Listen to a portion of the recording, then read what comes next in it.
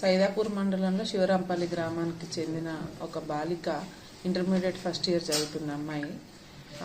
ఆగదే గ్రామానికి చెందిన ఒక వ్యక్తి పోలు అనిల్ అనే వ్యక్తితో ఆ వ్యక్తి ఆ అమ్మాయిని ప్రేమ దాంట్లో వ్యామోహంలో పడివేసి ఆ అమ్మాయిని ప్రేమిస్తున్నానని వెంటపడటం వల్ల మేబీ ఆ అమ్మాయి కూడా సపోర్ట్ చేసిందని తెలిసింది.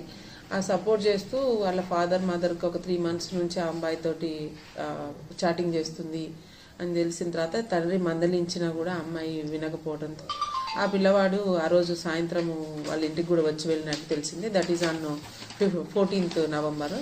అయితే తండ్రికి ఏ విషయం తెలిసిన తర్వాత అమ్మాయిని కొంచెం కోపం చేస్తే అమ్మాయి ఆ అబ్బాయిని ఎక్కడ వెళ్ళిపోతుందో చెప్పినా వినట్లేదు అనే ఒక భయంలో ఆ పిల్లని పాయిజన్ ఇచ్చి ఆ పాపని పాయిజన్ ఇచ్చి మళ్ళీ ఎందుకన్నా మంచిది మళ్ళీ బతుకుతుందేమో అనే ఉద్దేశంతో గొంతు నిలుపు కూడా తల్లి తండ్రి సొంత తల్లిదండ్రులు ఆమెని చంపేసి తెల్లారి పొద్దున్న ఆమెని పోలీస్ స్టేషన్లో ఒక దరఖాస్తు ఇచ్చారు.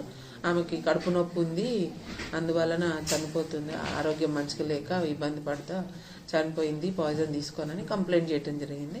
కానీ కొంచెం మాకు సమాచారం అందింది ఆమె ఎట్లాంటి ఆరోగ్య పరిస్థితులు ఉన్నాయో ఒకసారి చెక్ చేసినాం. ఆ సిచ్యువేషన్ అంతా కూడా కొంచెం మాకు సస్పిషియస్ అనిపించి దాని మీద పూర్తి స్థాయి విచారణ చేసిన తర్వాత దానికి సపోర్టివ్గా మాకు ఎఫ్ఎస్ఎల్ రిపోర్ట్ కూడా రావడం జరిగింది. ఇది గొంతు నులిమి చనిపోతే థైరాయిడ్ బోన్ అనేది ఫ్రాక్చర్ ఉంటుంది.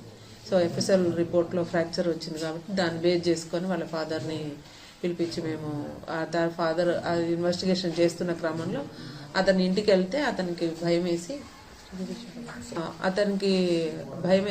అతను ఏం చేశాడంటే ఆ గ్రామంలో ఉప సర్పంచ్ దగ్గరకు పోయి అవును నేనే చంపినా, నేను నా భార్య కలిసి చంపినాం, ఎక్కడైతే మా పరువు పోతుందో మనం చెప్పిన మాట వినకుండా ఈ అమ్మాయి అతనితో వెళ్ళిపోతుందో. ఈ పోలు అనేట ఆయన మ్యారీడ్ వైఫ్తో గొడవలుండి 498 కేసు కూడా ఉంది ఇదే పోలీస్ స్టేషన్లో.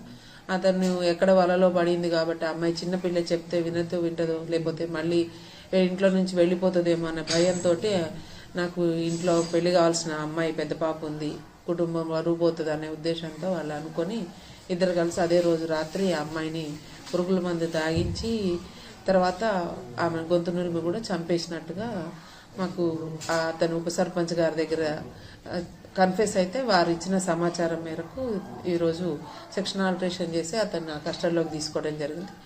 కస్టడీలో తీసుకున్న వెంటనే అతని భార్య ఇద్దరు కూడా వాళ్ళు చేసిన నేరాన్ని ఒప్పుకున్నారు. దాని మీద ఈరోజు అరెస్ట్ చూపించి మేము జ్యుడిషియల్ కస్టడీకి పంపుతాం.